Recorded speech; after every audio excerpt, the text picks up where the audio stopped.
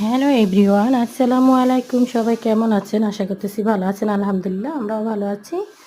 শহরে থাকতে থাকতে কিন্তু ফরমালিন জাতীয় সব কিছু খেয়ে কিন্তু আমাদের একদম অবস্থা খারাপ। আর এই যে গ্রাম থেকে আম নিয়ে এসেছি, কত ভালো লাগছে দেখছেন, একদম গাছ থেকে পেকে রয়েছে, সেখান থেকে কিন্তু নিয়ে এসেছে।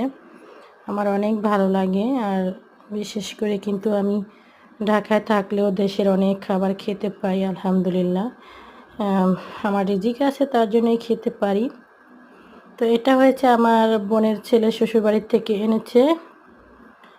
তো এখান থেকে অর্ধেক কিন্তু আমাদের দিয়ে দিছে। আপনাদের দোয়ায় সবার ভালোবাসা পাই, খুব ভালো লাগে। শহরের থেকে কিন্তু ফরমালিন জাতীয় খাবার খেতে খেতে কিন্তু আমরা একদম আমাদের রোগে ভরে গেছে।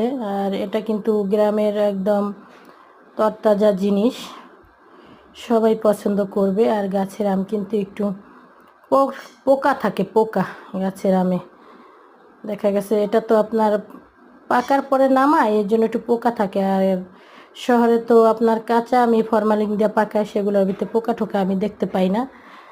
যাই হোক, খুবই ভালো লাগছে দেখে। তো আপনাদের কেমন লাগছে অবশ্যই জানাবেন কমেন্টে। আর আমার পাশে থাকবেন, ভালো ভালো ভিডিও আপনাদেরকে দেব। সবাই ভালো থাকবেন। আল্লাহ হাফেজ।